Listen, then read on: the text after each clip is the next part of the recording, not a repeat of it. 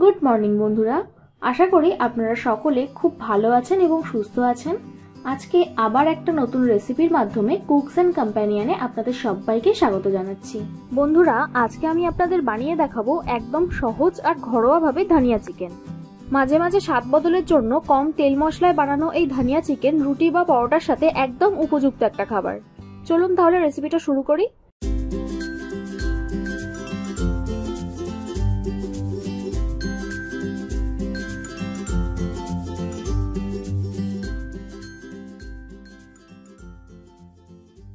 প্রথমে একটা মিক্সারে 1 ইঞ্চ মতো আদা, 10 থেকে 12 কোয়া রসুন, 2 চামচ ভাজা চীনাবাদাম, 1 চামচ রোস্টেড গোটা ধনে, স্বাদ মতো নুন, সামান্য একটু সরষের তেল আর অল্প জল দিয়ে স্মুথ পেস্ট তৈরি করে নেব।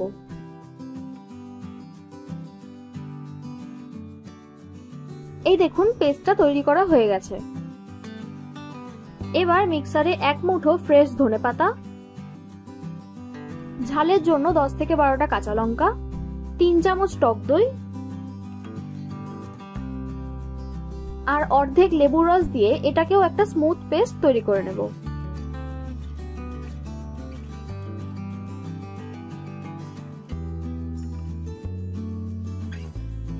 এই দেখুন, পেস্ট করার পর রংটা কতটা সুন্দর এসেছে। টক দই দেওয়ার কারণেই কিন্তু ধনেপাতাটা একদম কালো হয়ে যায়নি। আচ্ছা, এইদিকে আমি 750 গ্রাম চিকেন নিয়েছি। এবার তাতে 2 চামচ প্রথমে যেই মশলাটা বানিয়েছিলাম সেটা দিয়ে দেব আর 4 চামচ ধনেপাতার পেস্টটা দিয়ে দেব।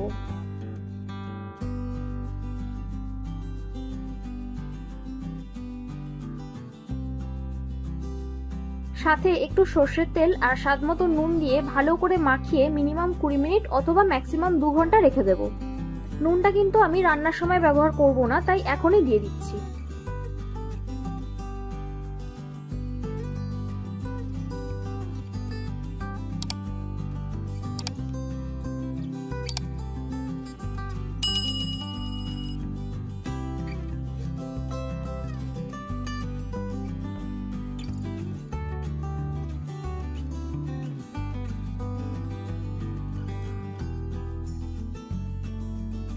যতক্ষণ চিকেনটা রেস্টে আছে ততক্ষণ দুটো পেঁয়াজ একদম ছোট ছোট করে কুচি করে নিচ্ছি।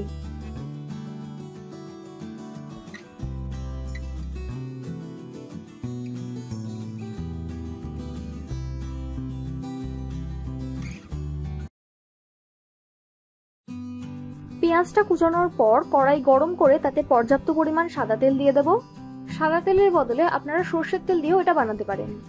তারপর তেল গরম হয়ে আসলে পেঁয়াজ কুচিগুলো দিয়ে দেব।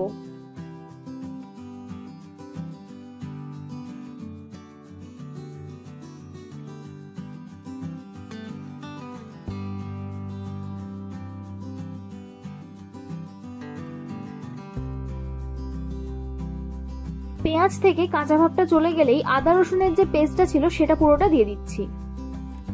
আপনারা কিন্তু চীনা বাদামের বদলে কাজু বাদামও ব্যবহার করতে পারেন। বাদাম থাকার জন্য কিন্তু এই রান্নার টেস্টটা একদম বেড়ে যাবে।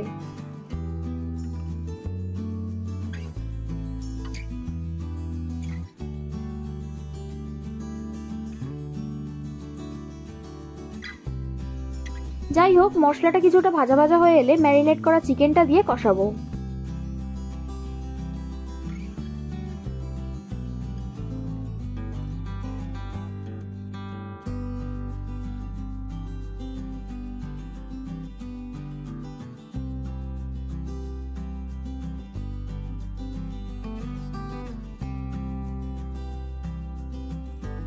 বেশিক্ষণ নাড়াচাড়া করার দরকার নেই। মশলার সাথে সবটা মিশে গেলেই ঢাকা দিয়ে 15 মিনিট লো ফ্লেমে রেখে দেবো।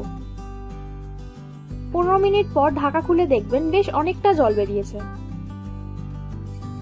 তারপর আরো 5 মিনিট এটাকে ভালো করে কষিয়ে নেব।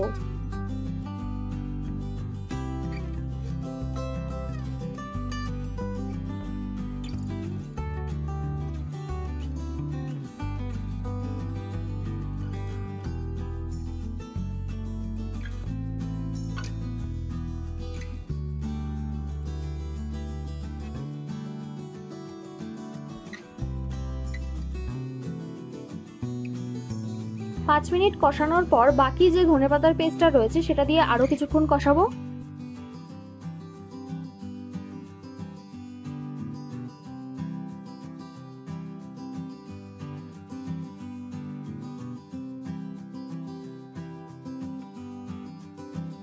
এবার এই যে সবুজ রংটা এসেছে এটাকে আরো একটু উজ্জ্বল করার জন্য সামান্য একটু হলুদ গুঁড়ো দিয়ে দেবো।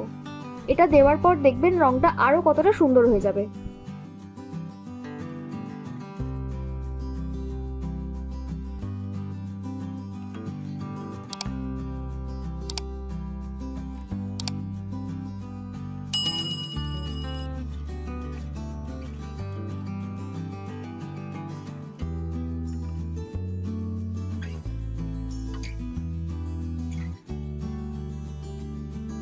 এবার আরো 15 মিনিট ঢাকা দিয়ে রান্না করলেই দেখবেন চিকেন থেকে বেশ অনেকটা জল ছেড়ে দিয়েছে আর চিকেনটাও প্রায় অনেকটাই সেদ্ধ হয়ে গেছে।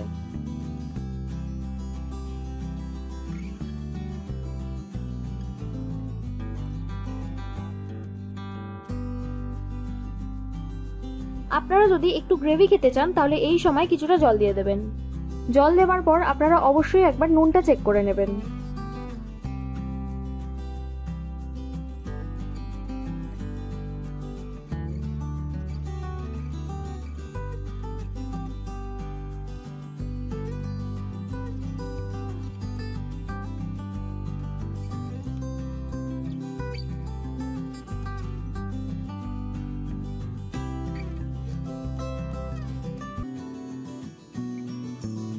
এই রেসিপিটা আমি পার্সোনালি ড্রাই খেতে পছন্দ করি, আপনারা চাইলে এইরকম ভাবে গ্রেভি বানিয়েও খেতে পারেন।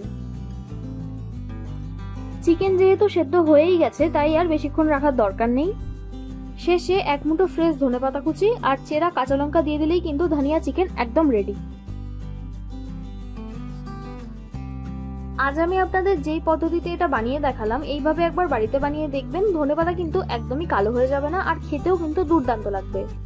আপনারা একবার হলেও এটা বানিয়ে সবাইকে খাওয়াবেন, দেখবেন সবাই কতটা পছন্দ করেছে।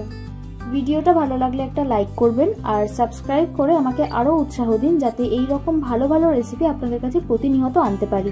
আমি রান্নায় যা যা উপকরণ ব্যবহার করেছি সেগুলো আপনারা ডেসক্রিপশনে পেয়ে যাবেন। আমার বানানো রান্নাগুলো এতক্ষণ সময় নিয়ে দেখার জন্য আপনাদের সকলকে অসংখ্য ধন্যবাদ। ভালো থাকবেন, সুস্থ থাকবেন, আবার দেখা হবে নতুন কোনো রেসিপির সাথে।